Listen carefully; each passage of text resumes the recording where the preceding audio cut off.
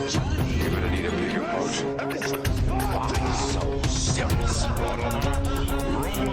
I am Iron Man. This is a tasty burger. Welcome to the In Session Film Podcast. Oh, welcome to this podcast review for July 1st, 2025, and I'm Jaded Duran. And I'm Brendan Cassidy. Hey, thanks for joining us, everybody, for this conversation. I'm very, very excited to get into it. We are coming to this a little bit late. I apologize. We're It's 20 years because- late on this one. I know. I went on vacation at the wrong time. I saw this film. I wanted to make it a priority before I went on vacation. And in some ways, I immediately regretted that decision because all I wanted to do the whole time was talk about this movie. You got a lot of time to think about it. And this is a movie That's true. that does warrant a lot of time to think about. Absolutely. I was stuck on a cruise ship for 6 days with no one else who had seen this movie. And I was just running around like I had the rage virus, trying to find someone to talk to. And there was no one. There's just nobody. You were isolated just like the Scottish hills, the Scottish Isles. Exactly. I'm also excited to dig into this, not just because I've been itching and salivating to talk about it for quite a while now, but we do have a really fun guest. Joining us for this conversation is the great Diego Crespo. Diego, welcome back to the show, my friend. Oh, thank you very much for having me. It is a blast to be here. I cannot wait to get into this movie. Yeah. It is so strange. It is so It strange. is. Very And that makes it more strange exciting to talk about. I can't wait. Yeah, we're always thrilled to have you here. The next time, apparently, given your recent Twitter success, we'll have to have you back to talk a little Optimus Prime. and Oh, some yeah. Bayfinders. Thank That'll you, be the next one. For now, though, we're here to talk about 28 years later. Before we get to the film itself, let's start with some context, which is part of the reason I really wanted Diego here. I know he has some thoughts on these movies. So, Diego, tell us about your history with this franchise, perhaps with Danny Boyle as well. Where do you sit on all this? 28 Days Later is the first DVD I ever bought with my own money. Oh So my gosh, really? Yeah. So I my dad, God bless him, he's no longer with us, so rest in peace. But he was not a horror guy. He was very much like a comedy drama guy, and God bless him, he made me go to work very early in my life to like mow neighbors' lawns and everything like that. Mm-hmm. And then when I had enough money, I was like, I want to buy a movie, and he was like, buy whatever you want, I'll take you. And I was like, well, I'm familiar with 28 Days Later. I saw on the Bravo's 100 scariest movie moments, whatever. And I was like, I need to see that movie because that, like, something about that little clip was like, I need to see that. And then It was like early viral marketing. It really was like the first true, almost grassroots viral marketing campaign. Yeah, it really was. And so, like, God bless him, he took me into that, and I bought it, and he was like, I'm not going to watch that with you. And that's fine. That's fine. But to his credit, God bless him, not a perfect man, not a perfect father, but he was there when it counted. And he took me to go see 28 Weeks Later. And I'll never forget, there's a big action set piece in the middle of that movie with the helicopter chopping up a bunch of people, a bunch of infected. And I was eating that shit up. And my dad looked over at me and he was like, I can't do this. I'll be in the lobby. And I was like, all right, well, I respect that. And and true to his word, he was like, he left, he vanished. He was not there for the second half of that movie. And so this is very instrumental in my appreciation of action and horror cinema. And 28 Days Later especially is like, you know, that there's a very moving story within that film about like coming of age, growing up, and like you know, the ideas of like what is manhood, what does the state thrust upon you? Like what is truly like what are you Mhm. doing to be the best person you can be in Mhm. adulthood? Um so I was very moved by that. And 28 Weeks Later was I think that movie's a little underrated, but I also think it is not super intellectual the same way 28 Days Later Yeah, Sure. and Sure. 28 for sure. years later especially is Oh yeah, we'll not talk about that. it. Yeah, Yeah, we will talk about that yeah. because some people hate 28 Years Later. Some people like Let 'em- loathe this movie. And I've talked to a lot of It people that like hated this movie on first it watch. makes choices. We'll simply It does say make choices. It that. makes choices. And I've talked to people that like were like that movie, and I've talked to them about this movie, and they were like, "Oh, okay, I can see that." Where it was like it's less about like the story content Yeah. and more about just like we're not used to movies that operate this way. And Yeah. I find that very fascinating. Uh-huh.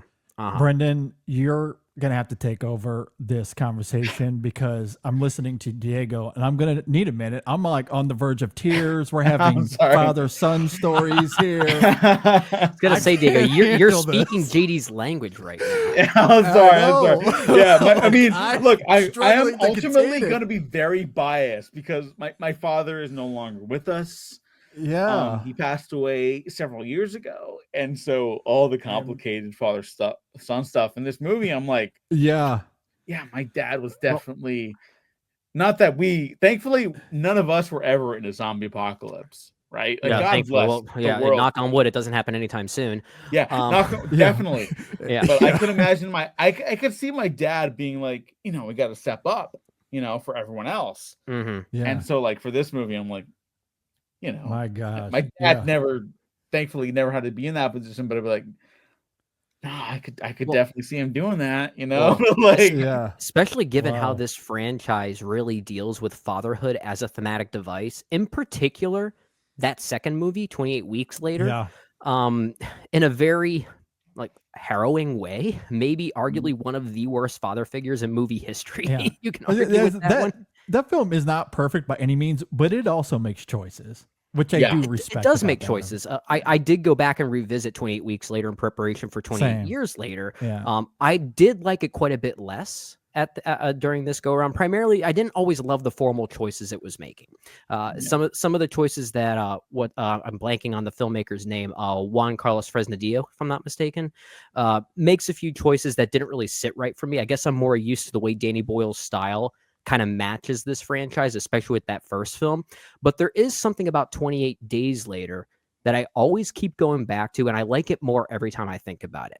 JD, we did talk about this in preparation for our best of the century episode that we just released. We kind of went back and looked at Mhm. previous years, how our top 10 lists over previous years may have changed. And we both acknowledged that in the year 2003, we both had 28 Days Later in our top 20, but not quite our respective top 10s.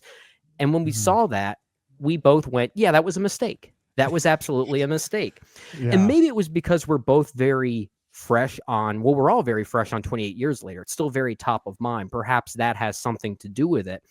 But I always go back to 28 Days Later, and you're right, Diego. It's actually a very moving story. There is a coming of age component to it about manhood, but the way it also treats this rage virus is not just a virus. It's also kind of a symbol in many ways. The fact that it's called rage is very important. Yeah. That has Mhm. a lot of thematic purpose, and that certainly plays a lot into what we'll talk about with 28 Years Later as well. So I like. Even though some of its technological choices were very much of the time, that makes it such an interesting relic of a movie, Mhm. and kind of the in a way, kind of the thesis as to what makes Danny Boyle so fascinating is that he's always experimenting with technology and formal choices in ways that are very unique to him.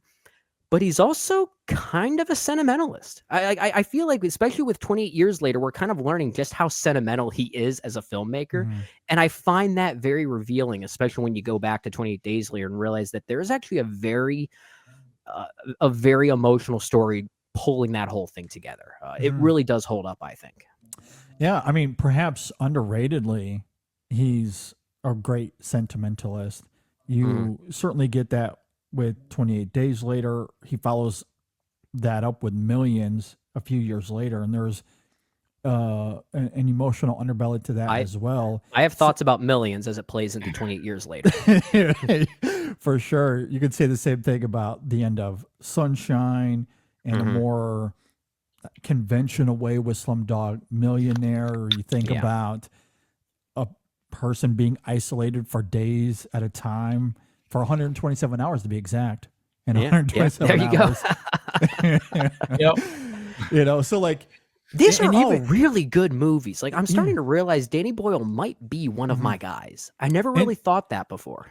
And even with something like Steve Jobs, like, I love that film because the whole progression of that film is that it starts off with a figure who's obsessed with becoming successful, and all his focus is completely on his company. And then by the end of the film, he realizes that there's a product that is more emotional to him than he realized that it was before. So like the whole movie's about an emotional evolution from stoicism and coldness to something more warm by the end.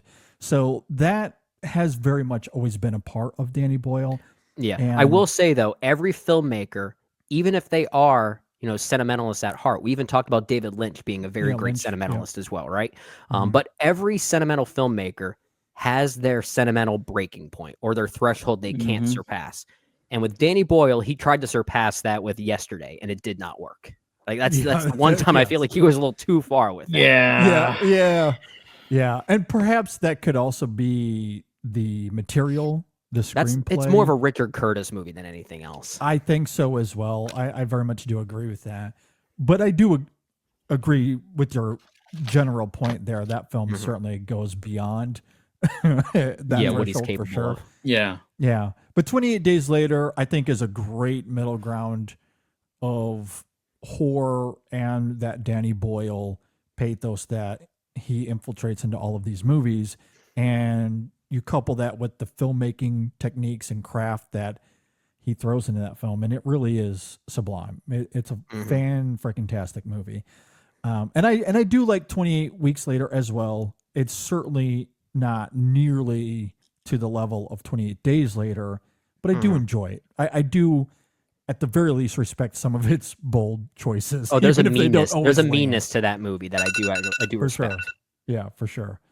Okay, with all of that said, let's go ahead and talk about 28 Years Later, a movie that came out 28 years later. At least it feels that way. I think JD went through some type of wormhole, and that's why he hasn't aged over 28 years on that cruise. I think that movie, like, technically is like 25, 26 years, but like, who cares? Who cares? Yeah, who cares? Who cares? We'll pretend. Yeah. All right. So this is Danny Boyle getting back together with Alex Garland, their first collaboration in forever. The film stars. Let me pull up the right page. I had the wrong IMDb page pulled up. The film stars. Did you have either 28 days or 28 weeks later open by accident? I had the 28 days later IMDb page pulled up, and I saw these names, and I'm like, that's not right. These people aren't in 28 years later. These titles are not confusing. Yeah, not at all. So it stars 28 years later. Stars Jodie Comer, Aaron Taylor Johnson, Alfie Williams, Ray Fiennes, Jack O'Connell, and a bunch of others that come and go throughout the film. If you're not familiar with 28 Years Later, a group of survivors of the rage virus live on a small island. When one of the group leaves the island on a mission into the mainland, he discovers secrets, wonders, and horrors that have mutated not only the infected, but other survivors. Okay. That is very vague and ambiguous. So let's go ahead and talk about this. And I'm just going to go ahead and throw this out there now. Brendan and I decided we need to give this conversation its full due. So we are going full spoilers here for this conversation. we have to talk about that third act in detail. We got to talk about the ending Yeah. to this film. So we are going full spoilers for 28 Years Later. Just a heads up. So with all of that said, let's jump into this. Diego, what did you think about 28 Years Later?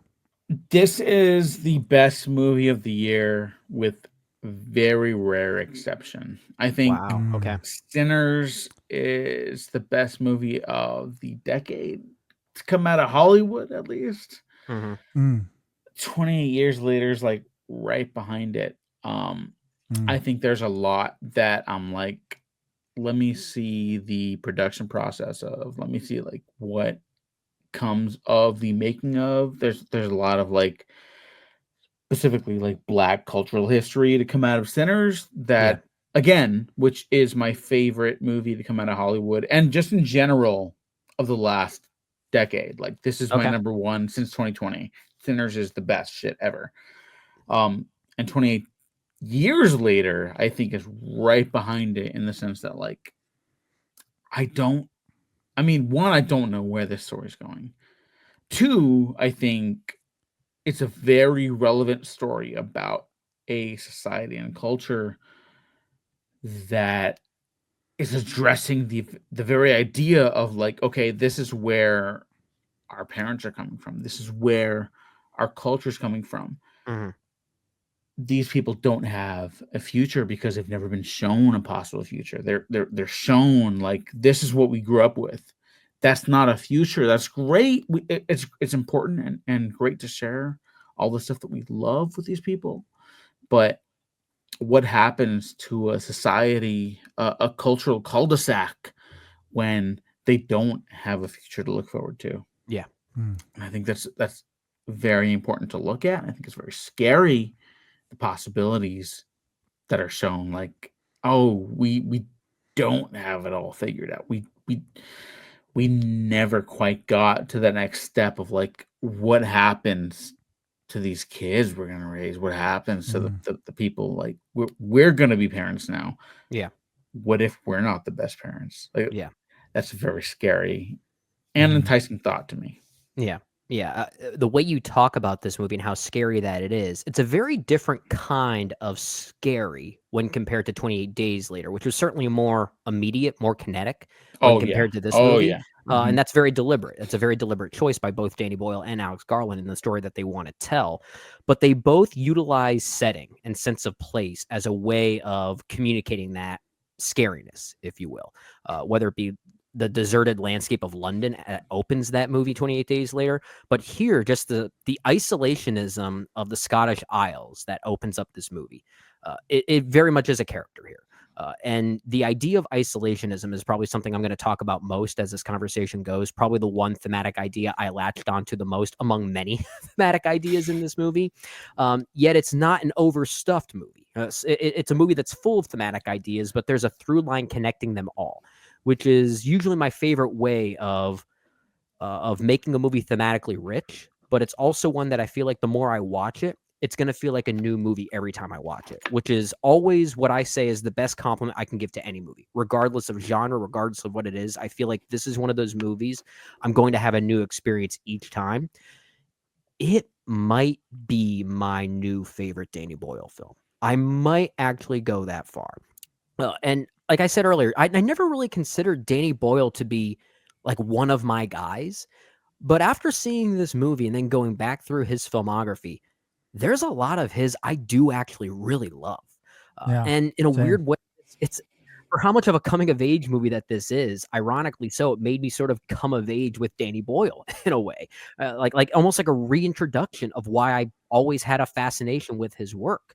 And I think this is one of the best syntheses of everything that makes Danny Boyle so interesting a filmmaker. It also might be my favorite Alex Garland script that we've gotten yet because it's, and this is Alex Garland is someone I really like because of how like tactile his movies are. He's very and this is what makes him interesting. He's very reliant on confusing you and creating ambiguities through plot mechanics and the way his stories unfold. But here he's focused on the little things. And maybe that's Danny Boyle kind of reining him in a little bit and trying to find that perfect middle ground. But they find a perfect synthesis of both of their talents that I found really fascinating. Mm. And yeah, it might be my favorite movie of the year. I really think it's that good. There was a recent interview that Boyle gave when promoting this movie. I don't know if it was from Letterboxd, but someone prompted him to give or to do a blind ranking of his 5 movies, of 5 of his movies. And they threw out a bunch of his movies kind of randomly. He had to blind rank them. And at the end, he said, "But my favorite movie I've ever done is Millions. You should check that one out." And Millions rules, by the way. Just interrupting to say that. Yeah. Yeah, but it makes so much sense when you watch 28 years later how Millions was baked into the DNA of Danny Boyle at this particular time, because this absolutely is a coming of age movie, because front and center is young Alfie Williams, and he is quite terrific here. And I'm sure we'll talk about him more. There's a lot more I want to get into. This movie owes a lot to other types of movies, but does so in a way that I still feel like is sort of subverting the zombie genre once again, which I loved. I really, really love this one. I can't wait to see it again. Yep. I deeply, deeply love this movie. It is easily one of my favorite films of the year so far. It is everything you'd want out of a Danny Boyle film aesthetically, visually speaking. It's audacious. It's weird. It's gross. It's evocative and beautiful. The kaleidoscopic vistas rendered by the iPhone rigs are incredible. The nighttime alpha chase sequence is breathtaking in its ethereal thrills.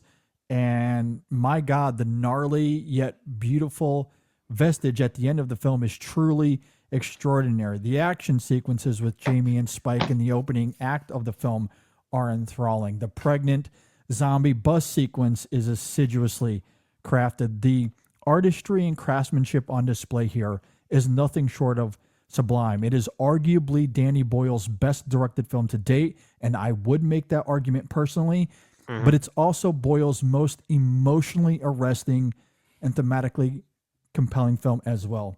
The juxtaposition of Spike going into the woods to quote-unquote become a man by killing his first zombie is in direct contrast to Spike taking direct action to save his mother when no one else cared to do anything. At least that's how it was from his perspective.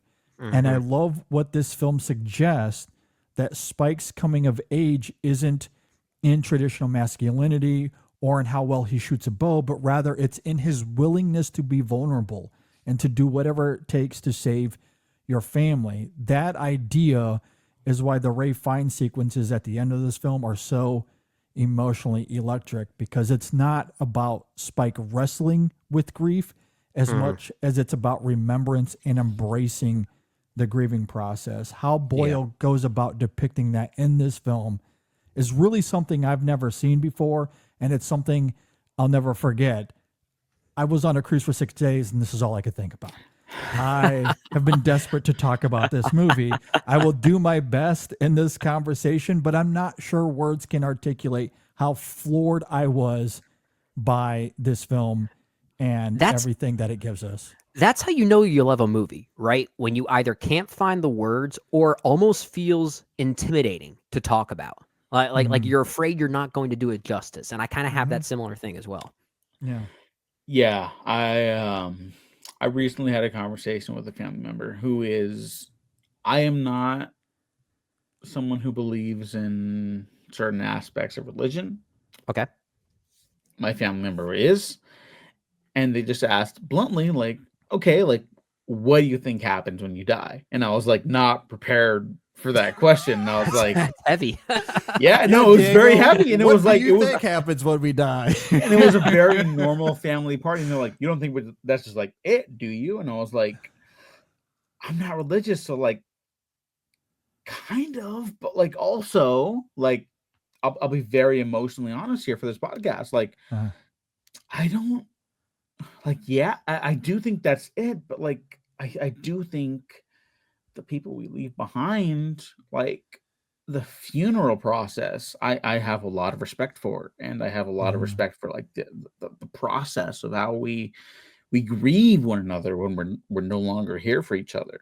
And Mhm. I find that very beautiful, even though I'm not Catholic, but I find that the process of that within the church, for example, to be very helpful Yeah, to help one another grieve and such like that. like you're able to find like the emotional justification for it for once, and that's and yeah, the way you're talking about it, you kind of remind me a bit of an interview that Keanu Reeves once gave, where I think Stephen Colbert asked him, Keanu, what do you think happens when we die? And he says, I think the people who love us will miss us. Just Yeah. simple as that. And like you're eloquent, you're speaking to that so beautifully.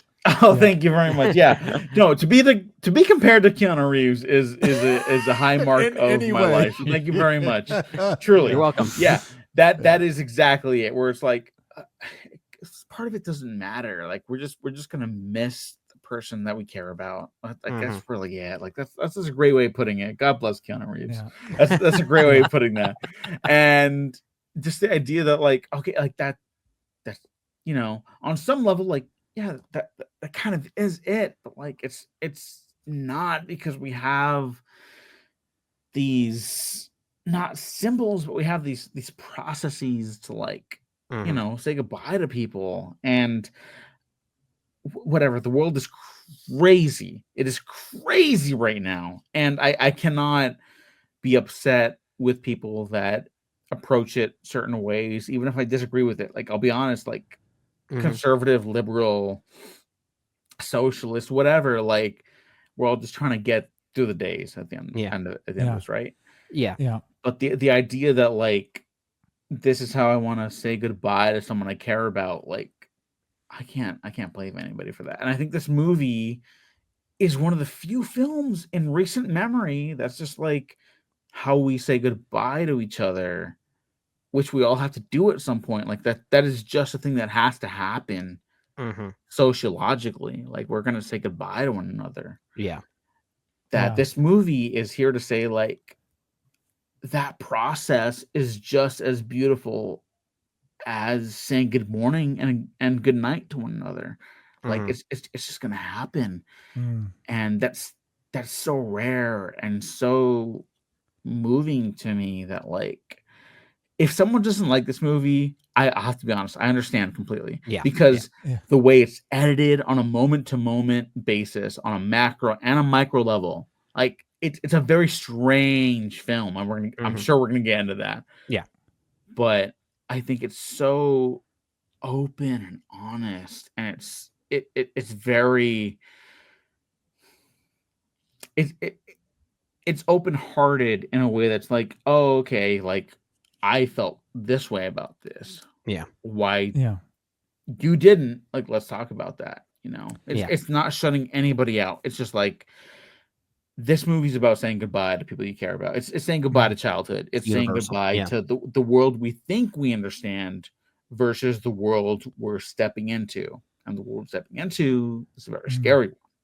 Yeah. And I find it very moving. Yeah. And I think that's why the Dr. Kelson character is one of the best characters I've seen in any zombie film ever put to screen, maybe any type of film Yep. I've ever seen. In a world full of carnage and death, he spends his whole life lovingly building a relic dedicated to the countless lives that were lost in this world. From an outside perspective, and I do love that Boyle gives us that first with Jamie's flashback before ultimately giving us context, but from an outside perspective, his actions do come off a bit bizarre and grotesque, but as we come to see, in contrast to the village we see in the first half of the film, who are scared of death and don't really know how to grapple with grief, Kelson has this deep, intimate relationship with death, one that is founded in remembrance and honor. The vestige that he builds is full of individuals that deserve to be remembered, that deserve to be grieved, which is what makes the whole memento mori ethos of this film so incredible. And I love how Boyle subverts both audience expectation, or at least the conventional trope, and also Spike's own intentions. It's heartbreaking and ironic, but also poetic and beautiful that because of who Dr. Kelson has become, Spike isn't on a mission to find a cure. He's instead leading his mom to her own death. And there's something really special and profoundly moving about how that crystallizes in this film. Those images of Spike placing his mother and also the Eric character, the skulls on that vestige. It is both Oh, and the music gut-wrenching. coupling that, Young Fathers' is. score. Oh my goodness. Is so good. I certainly want to talk about that as well. But there's this incredible polarity of deep emotion. It is gut wrenching to see those images, but there's also something peaceful about it simultaneously, which I think circles back to exactly what you're talking about there, Diego, and how this film captures the grieving process and what it actually means, especially in a world that, and this is what I love so much about the angst behind the commentary of this film and how Boyle builds in political tension in the first half of the film, because all of that symbolism ultimately leads to those images at the end of the film. They live in a world where there is no hope. All there is death and carnage. That's all there is to live for these people. And yet Kelson is able to move beyond all of that to remember that these were people and they deserve to be honored. They deserve to be grieved. And there is something deeply human about that, that again, just it left me jaw dropped by the end of the film. Yeah, you could see Boyle and even Alex Garland to an extent pulling from other films and other filmmakers as influences here. I know a lot of people have commented on how similar 28 Years Later is to something like The Last of Us, for instance, very much tonally speaking. I know a lot of people have also made the comparison to Alfonso Cuarón's Children of Men, and I do think that's another very apt comparison. But the two films I was most reminded of while watching 28 Years Later, I'm not sure if they've been highlighted by other critics or not, so I don't know if I can take credit for this, but the first one was just last year, and that was Furiosa, a Mad Max saga. Just given the whole like spiritual and almost biblical subtext of that movie. Sure. But here it's kind of using it in a similar way. But to your point, Diego, it's not religious propaganda or anything like that. Just because this movie has a 3-act structure that's almost clearly mirroring the whole, the Father, Son, and Holy Ghost kind of structure. It's not pushing a practice on you. If anything, it's really just about faith and how faith can be a very universal thing. And I think you spoke to that very well, and I absolutely agree. So that's one of the movies I was reminded of. But given the way that the people on this island and how they keep themselves so heavily tied off from the rest of the world, to your point there, JD, and how they've almost like stopped time. Like they kind of live in a world where time no longer goes on. I was also very heavily reminded of M. Night Shyamalan's The Village. I think there's a lot of similar ideas in that film, given the way the elders treat fear of the outside world as something to run away from without knowing what's really out there nowadays. Because 28 Years Later is very much highlighting that the rest of the world has actually kind of moved on.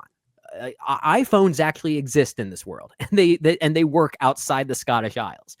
So it's really an interesting polarity to showcase that these are individuals that only know, to your point, JD, the evil that exists out here, the things to run away from. All they know really is carnage and evil. They don't know what surpasses that. And that idea of isolationism, I think, is one of the thematic ideas that I latched onto the most, but there's a through line between all of these different ideas that we're pulling from here. And that's what makes a really smart movie. Everything is intertwined. Yeah. But that particular idea I found really moving here. I think it's very well handled. Yeah. Yeah, I mean, it is such an emotionally honest film that, I mean, I've talked to a lot of people who like straight up did not like the movie, but no, I've not talked to anybody that hated it, which I find very interesting. But what they've described, I've tried to explain, because like I don't understand all the intricacies of the film. Sure. And part of it is I've discovered, and I've explained to them, I think this is just something called culture shock. And I think we all kind of downplay that, like, these are very British films. Every 28 Oh yeah. franchise entry, Mhm. they're all very British. And that's not a negative thing, but it is Mhm. something that we do have to come across where it's like, I don't like, I've had friends that be like, I don't know what the opening's about, and I don't know how that ties into the ending. And I'm like, I'll be honest, I didn't either. When I first saw it, I was like, this is crazy. I'm into it, but I don't know. I don't Yeah. know what this Yeah, is. you were more into the Yeah. wild swing of it until you had to really Exactly. understand, okay, Yeah. who specifically is this referencing? Yes, Yeah. Yeah. exactly. Yeah. The 100%. the Rudyard Kipling poem Boots plays over a montage early on in this film as we see Mhm. war footage of soldiers training and preparing for war. If you don't know what any of that is, it could leave you a little bit lost, but it has a pretty significant thematic impact on this film and ultimately Mhm. where things play out. Because this film, as you noted earlier, Brennan, it's about a lot of things. And one of its, I would say, one of its more significant through lines is about British history Yeah. and loss of identity and the cynical nature of violence and militarism. Like this film, in its own specific ways, does go into that, which is why he throws in that archival footage and he does Mhm. use the Kipling poem Boots. And I agree with you, Diego. I think there's a lot of people, a lot of Americans at the very least, that won't know that context or have that in mind as they're watching the film and Yeah. could feel a little bit lost, or those Yeah. nuances won't hit as hard, which is again goes to your point. It's understandable why everyone won't feel it the same way that we did at the very least. Yeah. Yeah. No, I mean, like, I didn't know who, like, Jimmy Savile was. Or And, that like, too. Yeah, that's another Yeah. one. yeah, and, Yeah. like, Jim will fix it, and other, English mutuals were like, "Oh my god, like, do you know what that means?" And I was like, I don't." Like, "I'm sorry, Mhm. I don't know. I'm sorry, I don't know what this is." Like, I understand, like, the Power Rangers and the Teletubbies reference, like, okay, they're color coordinated to, Yeah. like, those to that, like, that iconography, but, like, I don't know what this is. And then, like, I looked up Jimmy Savile, and I'm like, "Oh, no, I just have more questions now." I don't know Yeah. if that's something that should be, like, hopped into immediately. Like, I Mhm. mean, I'll sorry, like, I'll just say it, like, what the characters are dressed as in the final scene of the film, like, Jimmy Savile is, like, a child predator, Yeah. and Yeah. but he Yeah. was only discovered in the early 2010s as, Yeah. like, a Yeah. horrible monster man, like, one of the worst human beings alive. Yeah, because Before he that, he he hosted Top of the Pops for, like, 60 years almost, wasn't it? Before any it of these Yeah. it allegations was came a to long light. time, yeah, and Yeah. so for that time, and I'm not blaming anybody, like, whatever, Yeah. we all miss stuff, yeah, Yeah. whatever, it's what it is. Yeah. A lot of those people, like, were very excited about, "Oh, Jim will fix it." Yeah, he was a guy that we all liked having our kids around, and he was, like, a friendly person, Hmm.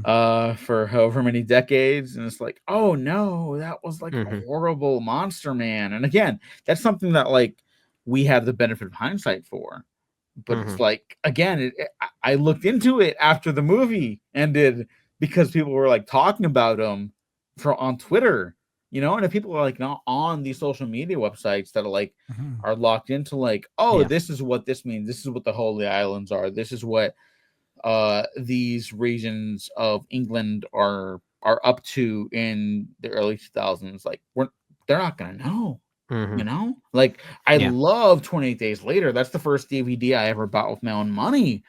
Like, Hmm. I have such an affinity for that movie, like, that's totemic for me, but, Yeah. like, Hmm. I don't know what was going on at that time in England. So, like, for America, I think America is very clear had a very negative response to the ending where everyone's like, "What the was that? Like, just what the hell happened?" And like plenty of people like I really like in the podcast space were like, "I don't know what the that was at the end. Like, was that, and what is this movie a joke? You know, like that's the stuff I'm hearing. And it's Yeah, like, yeah. no, it's not. But like, Mhm. as someone who loves this movie, I'm like, how I can't really blame people for thinking that. Like, it's just such a bizarre tonal shift. It It's is a very tonal whiplash, big time. I mean, Yeah. I loved it in the moment, but I still love it. I'm just like, yeah.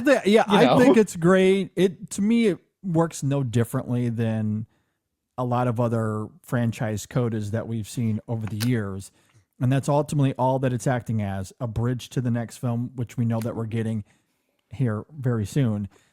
And then you add in the context of who Jimmy Savile is, and it makes it one of the more chilling aspects of the film, which is what I love about our British friends reminding us of that. Do some homework, do some research, watch the film again with that in mind. And it's actually one of the most horrific scenes of the movie. And it kind of is, despite the tonal whiplash that you experience there. So Yeah. I do think it's effective. I think Danny Boyle gets to have his cake and eat it too. Oh yeah, I Yeah. think that ending technically still works on its own, even if you don't know or have the Jimmy Savile knowledge to back it up. And that's, I say it works on its own if you're, of course, able to get on board with its tonal whiplash and the choice that it makes, the Yeah. wild swing it makes. So there's a bit of an asterisk there, right? I'm with you guys. Just the fact that it was such a wild swing, I was already on board. I love when movies do this, even if they trip over their ambitions. Yeah. But if you come out of the movie not knowing the reference to Jimmy Savile, you can at least kind of gather this sense that young Jimmy in this movie, now played by Jack O'Connell in the end, clearly is someone that was just robbed of a childhood. And his only way of maintaining any sort of connection to the world is through things that he grew up as a reference point. So, of course, Jimmy Savile being one of them, the fact that they're all dressed in the same color-coded, like Teletubby-like outfits, and the fact that they fight off these zombies like Power Rangers.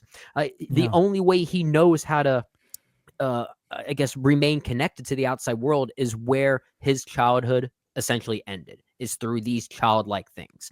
So the movie still works on those terms, but then you add in the context of Jimmy Savile and who he was in real life. Then it adds this haunting underbelly, to your point there, JD. And that's what makes the movie fascinating. I like that. I really do. And it's one of those codas that somehow feels very much like a sequel setup without feeling at all like a sequel setup at the same time. Like in a way, like I'm excited to see more in this universe because I really like this film so much. But if we never got another 28 movie and this was the end, I'd also be happy with that because I weirdly like how things conclude in this strange way that constantly gets me thinking. And I think you're right, JD. I think Boyle is able to have his cake and eat it too by being its own thing, but also referencing something grander about history itself, kind of finding this stopping point. And those are things we need to remember.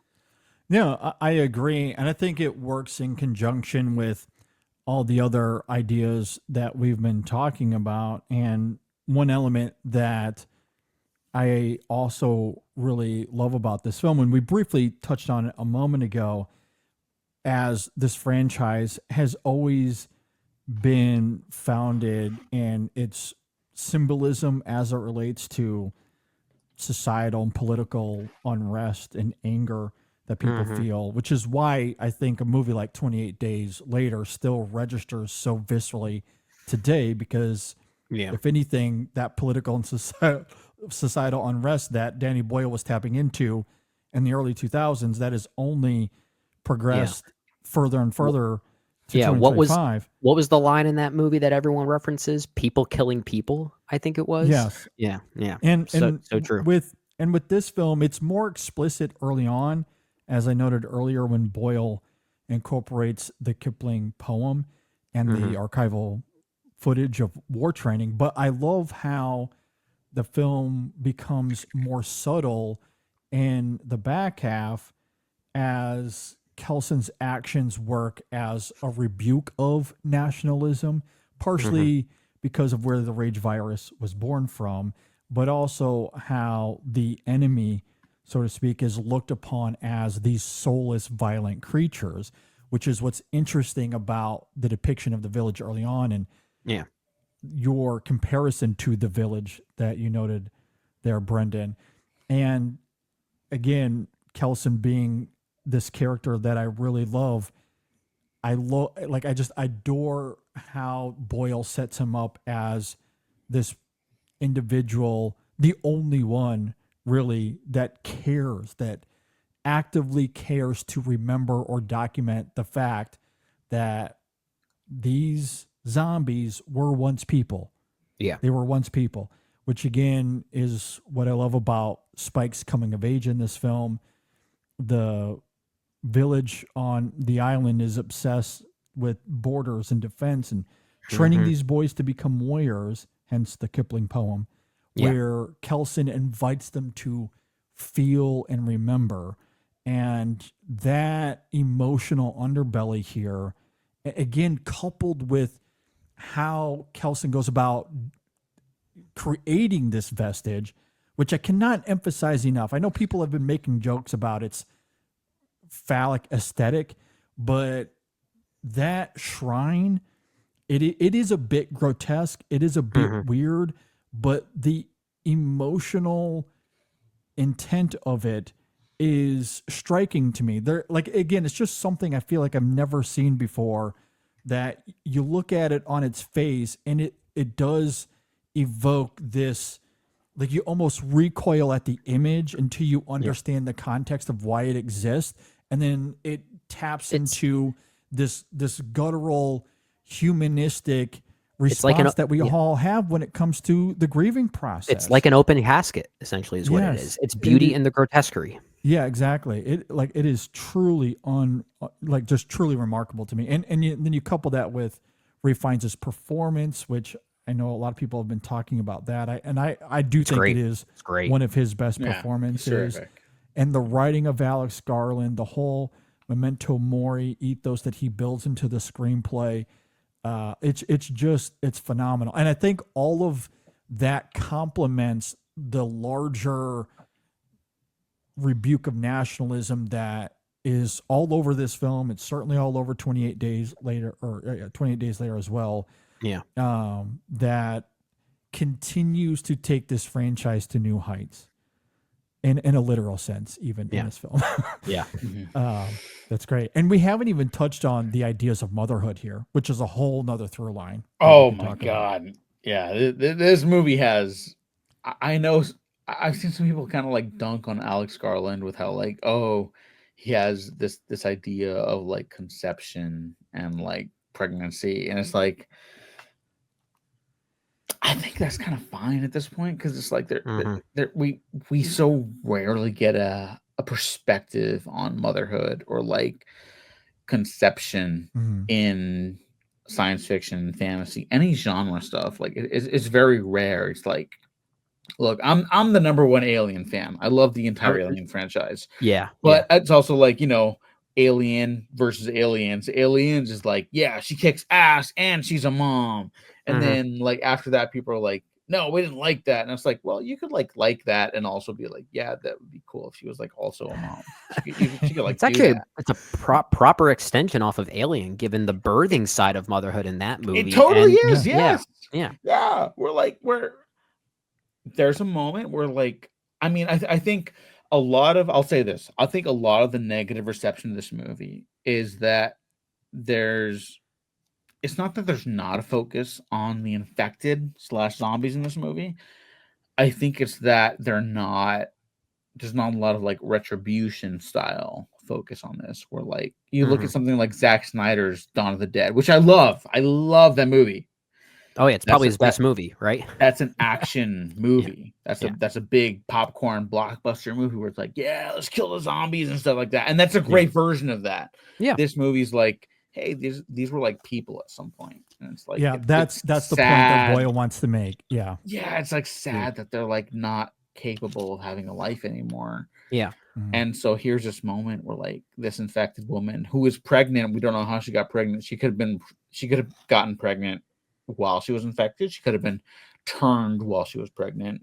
Whatever the response, whatever the idea, I love a that very, it's ambiguous. I love that Mhm. Garland doesn't I do give us that too. answer. I hope we don't get an answer to that though. Like I know we're getting Hey, more yes. movies in this like trilogy within this franchise with 3 more 28 years specific movies, but I hope we don't get an answer to that specifically.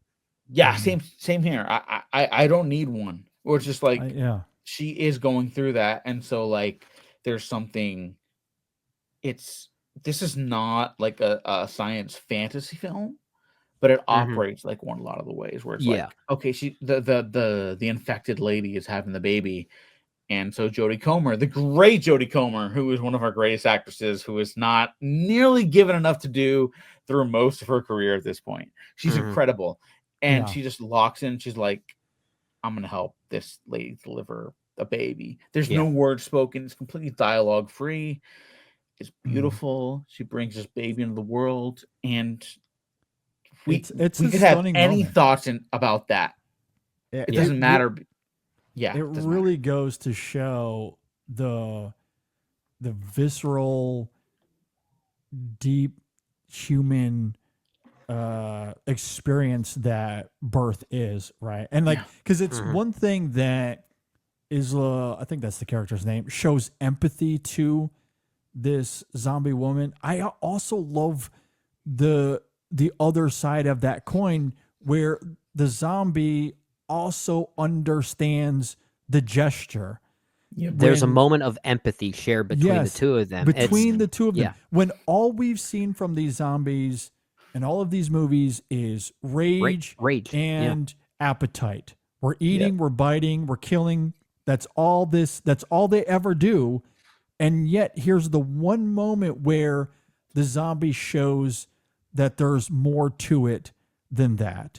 And the fact that it's her giving birth, again, there's something so, I don't know what the word is, profound perhaps, about that exchange between the two of them. That, to me, it was one of my favorite moments of the film.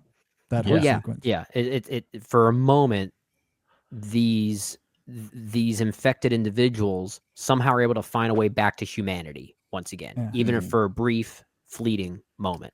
I love that it becomes a symbolic gesture. And to your point, Diego, I don't know if Alex Garland necessarily gets the minutia of pregnancy and womanhood right all the time in his movies, but I at least give him credit for trying to showcase it. And I'm also a huge advocate for filmmakers who maybe try to tap into something that maybe they don't fully understand, whether it be culturally, demographically, whatever it is, but they're at least they're maybe putting in an effort to learn from that.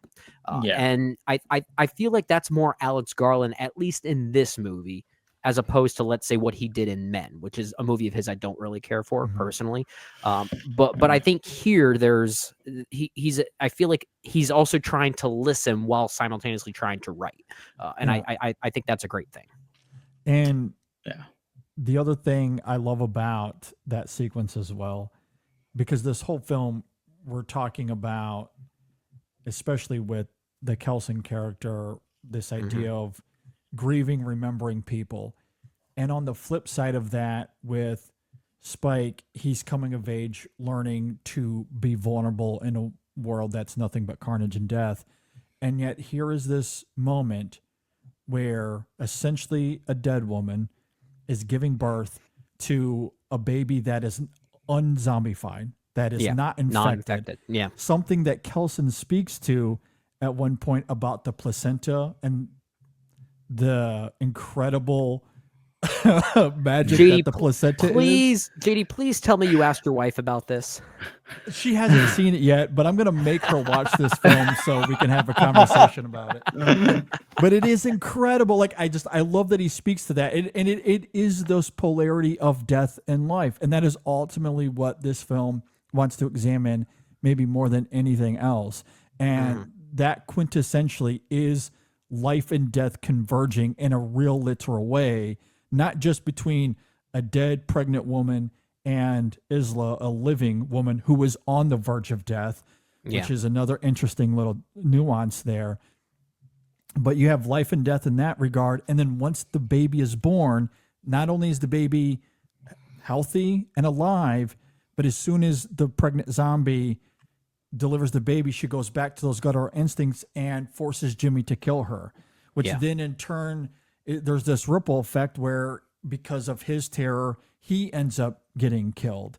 And I love that character as well. Maybe we can talk about his impact here, but that kind of ripple effect of life and death and that polarity and how that continues on to the whole Kelson sequences that we talked about earlier, I think is masterful. Like, I'm at a point now, especially after this conversation, I think this is easily my favorite Danny Boyle film. I'm borderline close to using the M word here. I think this might be his masterpiece. I think it might be. I think I'm that far on this movie. I won't fight anybody on that. To me, 28 Days Later is so totemic that I don't think I'll ever fully be able to be there for 28 Years Later. But I do think it's one of his better films by a significant margin. And if anything, maybe this is where we'll have to make the designation, especially given that 28 Years Later is still so fresh. It's still so new. It could be that. I don't know, really but I was floored by it. But at the same time, even if I still hold this movie as highly as I do, we'll have to maybe make the distinction between what is Danny Boyle's best versus what is our favorite.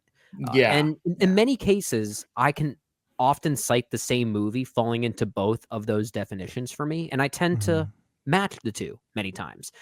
But here, given how fresh this movie is, I may have to, separate those definitions out just a little bit, because you're right, Diego. There's 28 Days Later represented a real crucial turning point for where that type of franchise filmmaking ultimately went.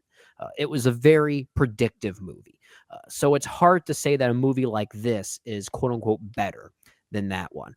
It's still fresh. We don't know how predictive this movie will be, especially given some of the formal choices that Danny Boyle is making alongside cinematographer Anthony Dodd Mantle. They're doing some weird things here.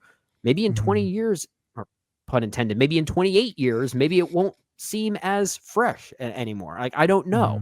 I like what they're doing here. I think it's really inventive and really interesting. But you're right. I think there's such a way that 28 Days Later fits into the cultural zeitgeist of that time. It's hard not to say that that's quote unquote better. Like, I get that. Yeah, I do as well. I mean, I think 28 Days Later is masterful in its own right, but there is something about the emotional and intellectual prowess of this one. And maybe it's because it is so fresh on my mind that I'm just wafting in how floored I was by this. But again, it's also the landscape of Hollywood nowadays. A movie like this comes around, it's like, we just love seeing movies that make choices like this now. Yes, I love it. Like, again, I think about the craft of the film, the use of the camera, the editing, and even some of the tonal swings here. We talked about the one at the end, but again, what I love about the Eric character, as limited as the screen time is for Eric, he does have a significant impact on this film, because in just a few minutes, he adds interesting context. We learn more about the outside world by him coming onto this island. Yeah. He offers up some brief moments of levity. There's some His great girlfriend. humor. His girlfriend. Yeah. What's wrong with her? There was a woman at my village who was allergic to shellfish. Her face did that too. Exactly. Like, I love those little moments of humor here. And then, as we noted moments ago, the character crystallizes in a way that is surprisingly effective. He kills the zombie, and then his fear gets the best of him, and ultimately the alpha does kill him. But then his death also becomes this significant moment for Spike once he does get to the vestige. It's just an incredibly impactful character despite the limited screen time. So like there's a lot to the filmmaking that I love, the way Boyle uses these characters, and then despite being so thematically dense, it all feels seamless and interwoven in a way that is of a piece with one another. Like, all of these ideas make sense in the context of this film and how this story is told, Yeah. that I love it. So like, I'm not to take anything away from 28 Days Later. It is really great, but there is something about this film and how I responded to it. I think it's easily my favorite, and I would probably argue Boyle's best to this point, but they're both great. They're complementary to each other, and I'm really excited to see what these next few films are going to be like. I know Danny Boyle's not directing the next one, but I'm worried I about think the next there's- one. At least, I mean, I like what Nia DaCosta did with her debut film, but when she has worked more within the studio system, we haven't really seen her show up, and that's maybe more to do with the way that she's handcuffed with those respective, franchise starters and franchise entries. So I hope she gets to make a movie that she is passionate about with the Bone Temple. I agree. Yeah.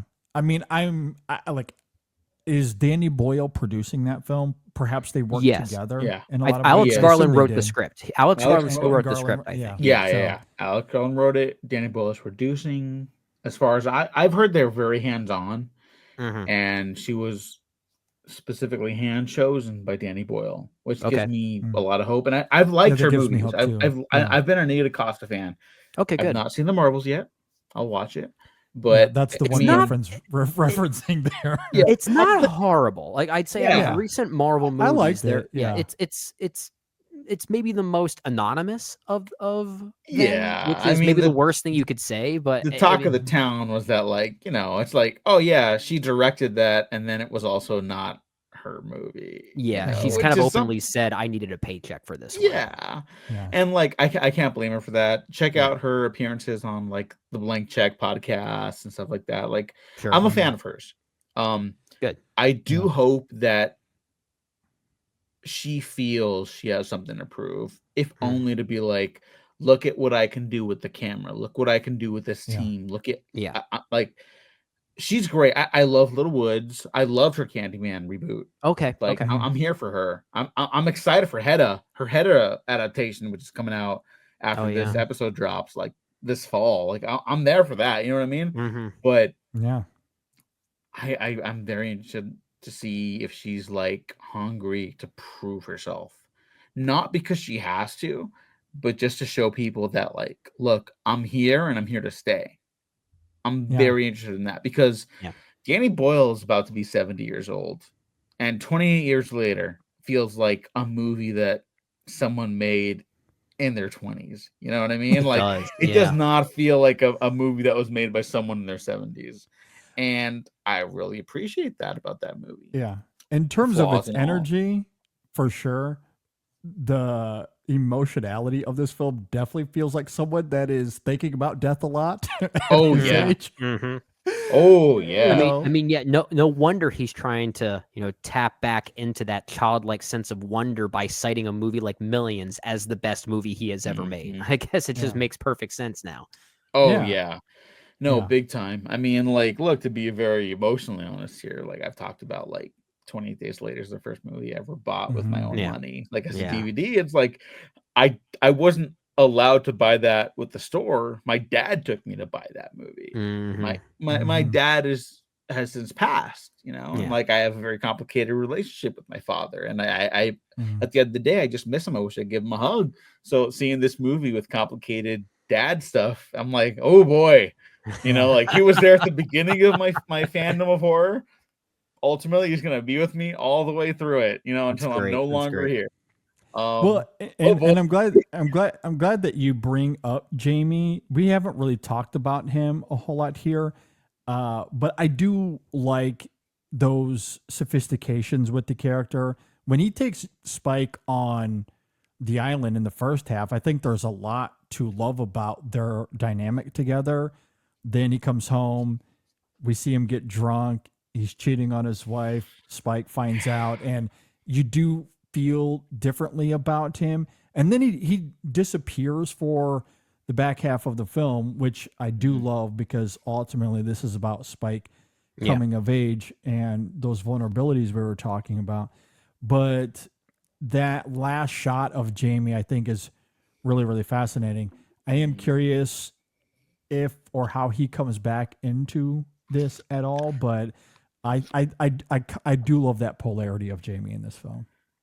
Yeah, it sort of raises this idea that bad husband doesn't always make bad father. Exactly.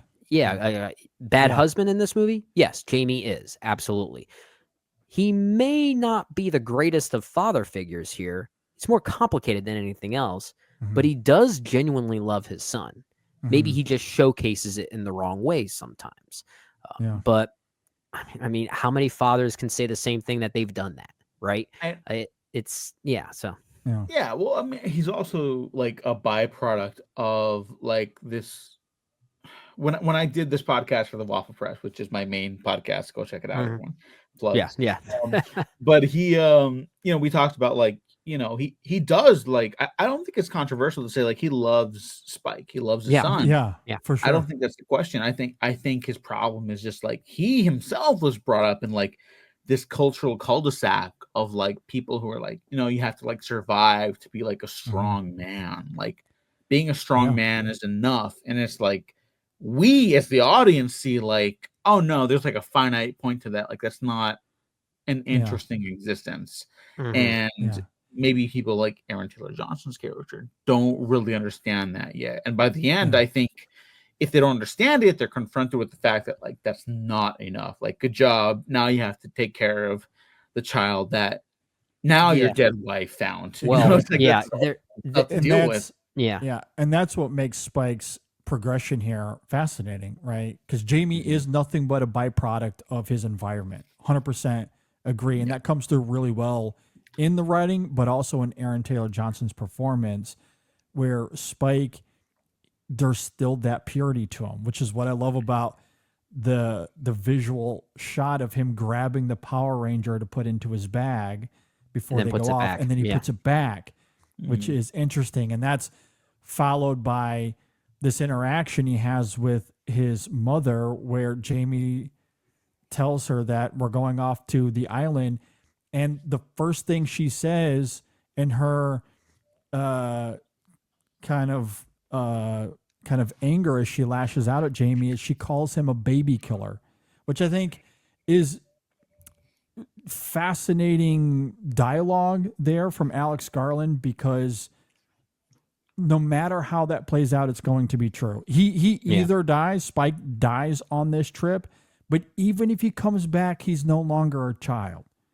He is going to grow up in some ways, which is why like a film I thought of a lot when watching this was All Quiet on the Western Front. The kids, they want to go to the war. They don't understand what they're actually getting into until they actually go. That's a lot of Spike here as well, because it's not the violence that turns him into a man. It's his dedication to his family, which I love about this film and that character. It's interesting how Jamie in many ways becomes Spike's literal opposite by the end of the movie. Really, Jamie's biggest issue and what makes him less of a man and why he is essentially a bad husband is that he never learns the lesson that Spike learns in this movie, which is about the importance of saying goodbye. I don't remember which critic it was. There's a female critic on Twitter. I don't know, maybe you might know about this, JD, but there was one critic out there that cited how men specifically grieve very differently when their spouses are sick. And they tend to start their grieving process earlier when the diagnosis actually happens as opposed to when the death actually happens.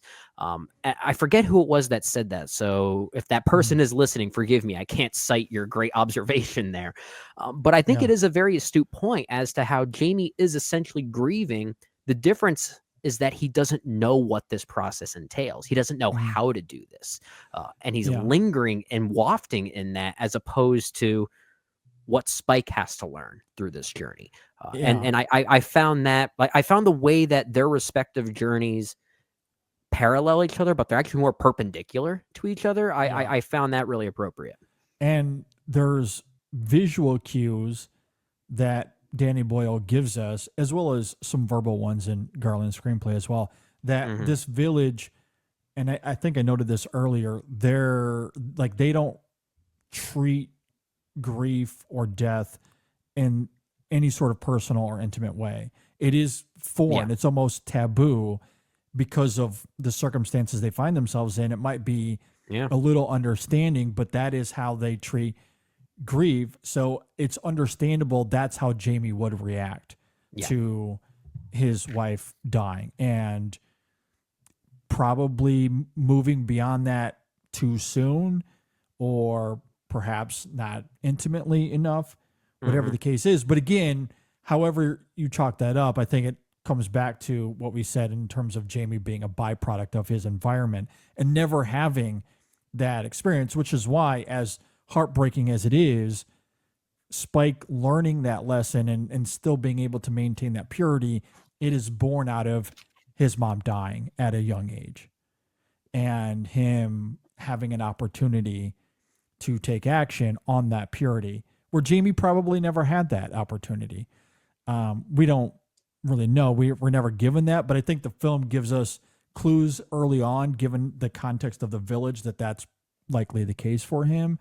And so that polarity between Jamie and Spike throughout the film, it makes a lot of sense. And of course, I mean, we've noted it 100 times by now, but the way it all kind of crystallizes through the prism of that vestige at the end, it's incredible stuff. I deeply love it a lot.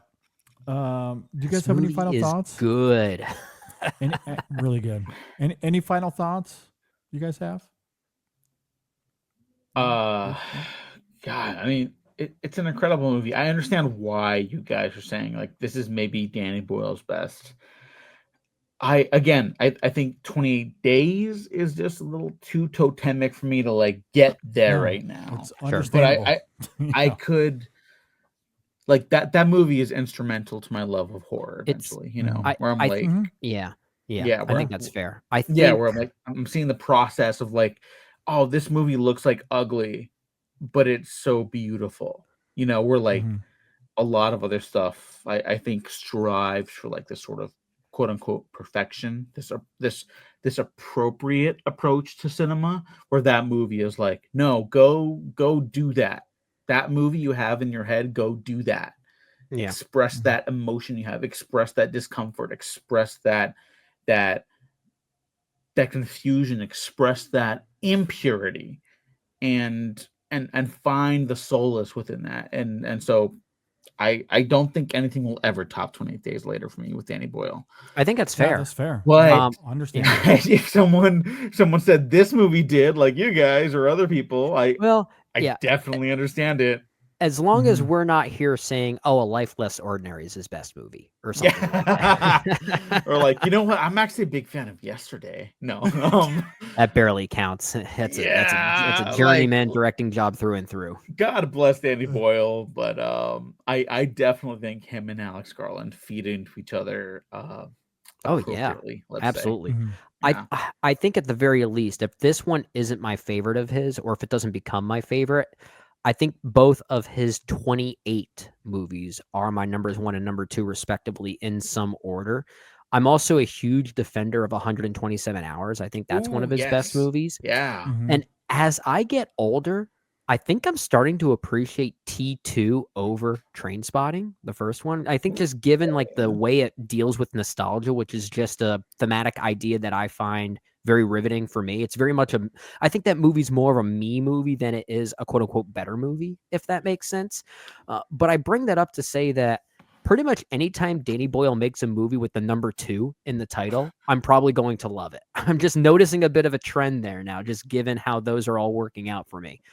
So if that is the case, he will be directing the third movie in this trilogy within the 28 Mhm. franchise. Nia DaCosta is doing the second one, as we talked about, the Bone Temple. And if both movies are successful enough that he comes back for a third, he will do the third.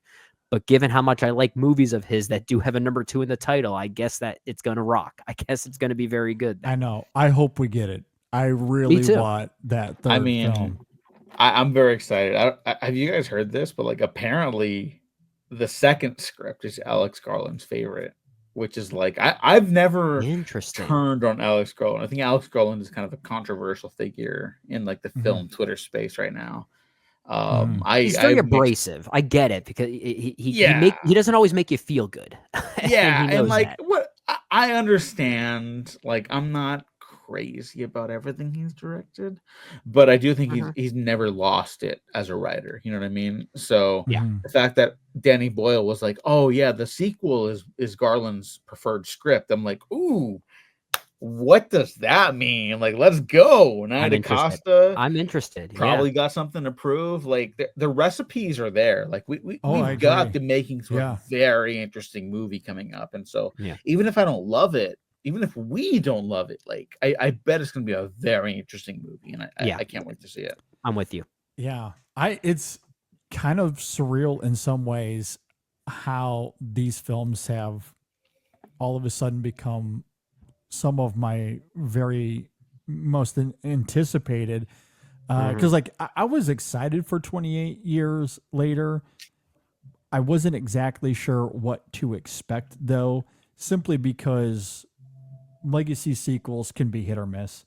Yeah. They can be really terrible or they could be Top Gun Maverick. I mean, you just never know what you're going to get. And then also Danny Boyle, as much as I really love Danny Boyle overall, he's been a little hit or miss over the last 10 years or so. I love Steve Jobs. I think Steve Jobs is excellent. But T2, I don't love that film, but I do like it. Yesterday was terrible. So, and Trance, I don't think is great either. So, like this era of Danny Boyle, what were we going to get? And he was clearly very inspired for 28 years later. And I've completely changed how I'm looking at him at this current moment in time. And I cannot wait to see what these next two films are going to be. As far as a final thought, I just want to note the performances here. I know we haven't talked about them too in depth, but I think this cast is excellent. Really love the performances. Brendan, you noted the score from Young Fathers. Incredible.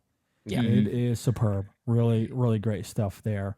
If I could give a shout out to a specific performance, because she's not going to be in the sequels.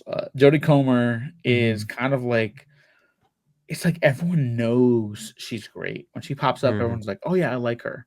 And she's been popping up and stuff for like about just over a decade at this point, maybe 12, 13 years. A lot of like BBC or like Channel 4 stuff in the UK.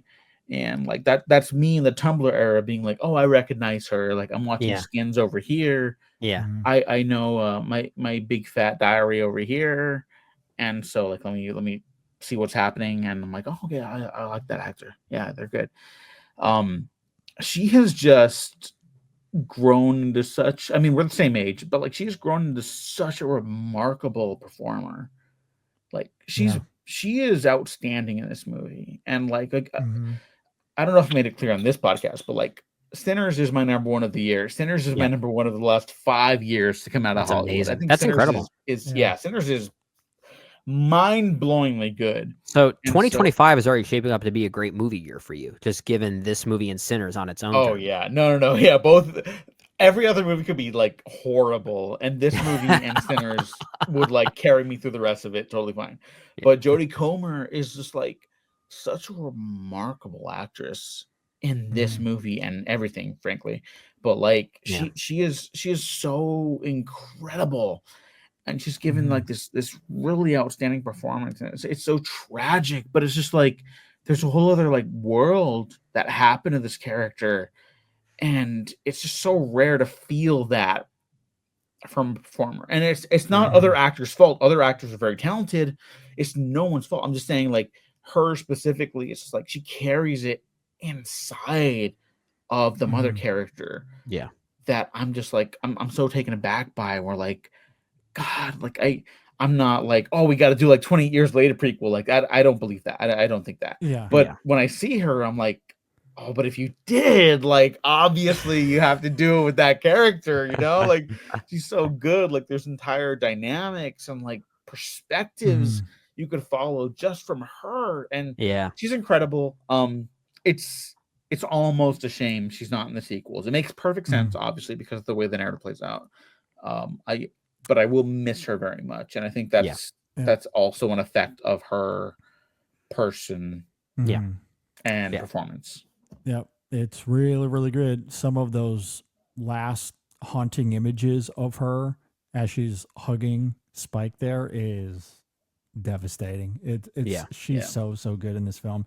And Ray Fiennes, I am probably going to be banging the drum for Oscar supporting performance this year. That is Delroy Lindo and Sinners level good performance. Yeah, good comp. Incredible. And again, I just want to shout out Edvin writing as Eric. Really limited in the screen time, but impactful performance. Oh yeah. So didn't want to shout him out. I guess same thing for Jack O'Connell too. One scene, but holy Lord, you won't forget it. No. We'll see him very soon, I guess. Like we'll see. Yeah, exactly. If anyone's seen what he's described the character as, it's like, well, I can't repeat that, but okay. Looking forward to it. Yeah. All right. Well, as we get out of here, thanks, Diego, for being here. This was a pleasure, my friend. Yeah, thank you very much for having me on. This is a very special movie, very important franchise in hindsight to me. So thank you. Yeah, no, I was very honored when you asked me to come on to this. No, absolutely. It was great to hear the passion. You almost brought the tears out of me. It was great. I loved it. Tell us where we can find your work online. Where can we find you on social media, my friend? Yeah, you could find me at Diego Crespo Grams on Instagram. You see a lot of my photography work. At the Diego Crespo on Twitter. Diego Crespo Photos on TikTok. Because I post a lot of my photography stuff there. And just to wrap up the parenthood stuff in this, I will say there's no way my dad would have liked this movie. God bless him. I miss him every day. I meant to ask you that. No, he would have hated bring this shit. back around. Yeah, there's no way he would have liked it. But he would have heard me. He would have heard me out to be like, oh, okay, no, this is really interesting. He'd be like, yeah, all right, let's go barbecue something. And I'd be like, yeah, there's no way he would have liked this. That's so funny. But thank you guys for having me. I really appreciate it. Absolutely. Yes, absolutely. Yeah, please go and check out Diego's work. Follow him in social media. Really great follow. Always love having you here, Diego.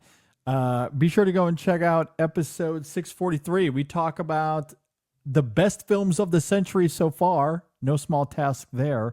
Not at all. That was a really great time, so you can go and check that out. We have some VIP bonus content if you want to subscribe on Patreon and check out this week's bonus content. Michael Bay might be coming back for Bayformers. Had to talk about it. Spent a lot of time on it. Yeah, exactly. we spent more time on Bayformers than Bond. I know. Had to talk about that. Bond, Social Network 2. There was lots of things to talk about, so you can go and give that episode a listen as well. We also have 2 other reviews. We have a catch-up episode for Elio coming out, and then we'll also give a review for F1 the movie as we prepare for F1 the movie, the sequel, which is coming out in a couple of years. What's that one going to be called? F1 the movie, the sequel. The sequel, yeah. Colon, additional colon, Days of Thunder Part 2. Yeah, could be all that. Yeah, exactly. Pitt versus Cruz. Let's do it. The actual grudge match we've been waiting for. Exactly. I cannot wait. And we'll have the ghost of Thor's character in Rush. We'll have Hemsworth just kind of lingering there as a Force ghost. And he'll be doing the commentary as a Force ghost. So it'll be fun. We'll have all of that in the cinematic universe. I love it. Exactly. Okay, with all that said, thanks for listening, everybody. Thanks for watching. We'll see you next time on the In Session Film Podcast.